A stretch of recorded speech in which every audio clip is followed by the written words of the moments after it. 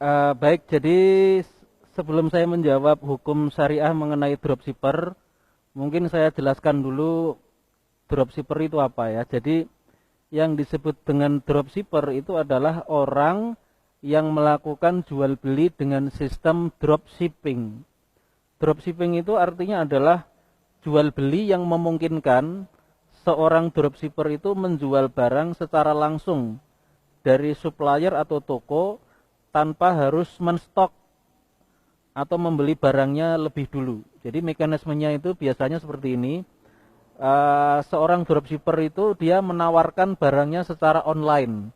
Mungkin bisa di Facebook atau di Instagram dan sebagainya.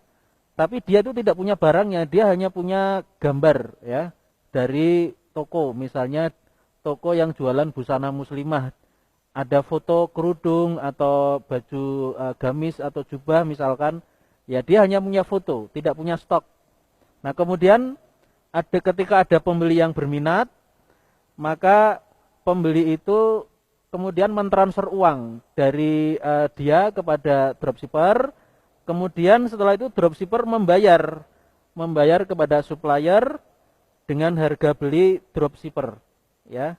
Nah kemudian setelah itu barang yang dipesan oleh dropshipper itu dikirim oleh supplier secara langsung kepada pembeli. Jadi pemilik barang itu tidak mengirim ke dropshipper lebih dulu, tapi dari dia langsung kepada pembeli atas nama dropshipper, bukan atas nama supplier atau pemilik barang. Nah, jadi itu kurang lebih yang fakta dari jual beli dengan sistem dropshipper, ya. Nah, kemudian ini juga perlu saya jelaskan di dalam fakta dropshipper ini ada dua model ya dari kajian saya. Yang pertama, dropshipper dia berfungsi sebagai penjual, yaitu dia menjual barang dengan harga yang ditetapkannya sendiri. Ya, jadi dia menetapkan harga itu artinya dia sudah menetapkan untung atau fee untuk dirinya sendiri. Kemudian yang kedua, ada supplier yang dia itu mendapatkan fee atau keuntungan itu dari dropshipper mendapatkan keuntungan dari supplier, dari pemilik barang. Ya, jadi dengan demikian ada dua bentuk ya. Yang pertama adalah dropshipper sebagai penjual, kemudian yang kedua dropshipper yang sifatnya bukan sebagai penjual ya, tapi dia sebagai perantara. Nah, bagaimana ketentuan hukum syariah untuk dua macam dropshipper tadi?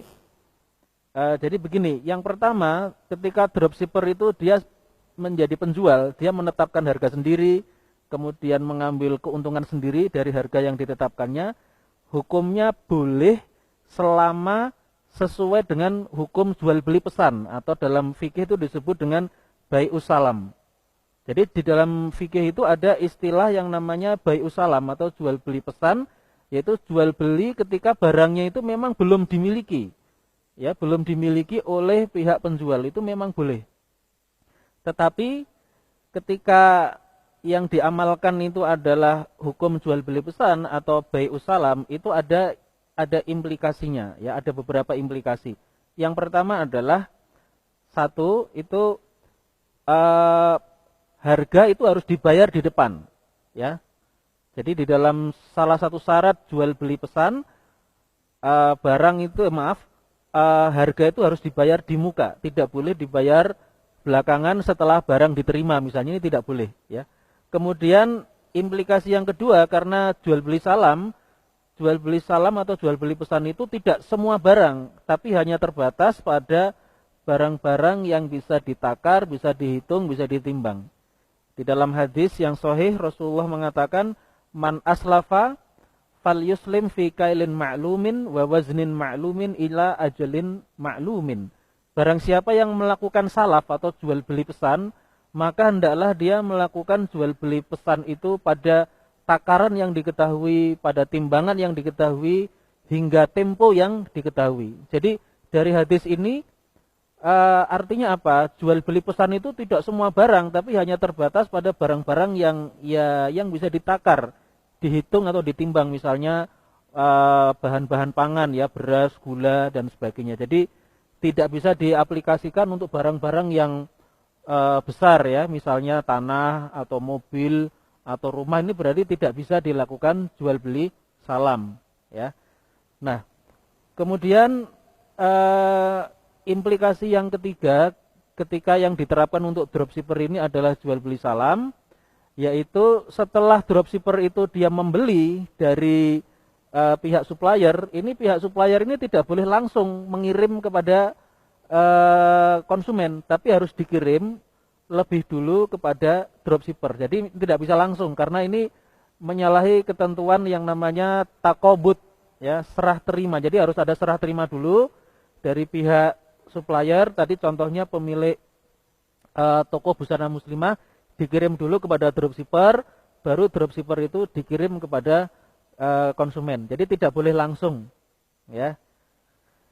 Baik, ini yang pertama, yaitu ketika dropshipper itu berkedudukan sebagai penjual, dia menetapkan keuntungan sendiri karena dia menetapkan harganya sendiri.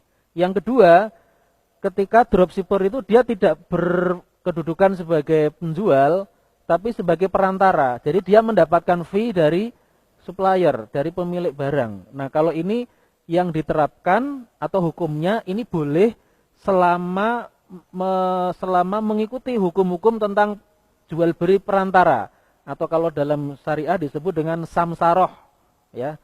Samsaroh itu suatu profesi menjadi perantara antara penjual dan pembeli. Nah, kalau ini lebih longgar ya.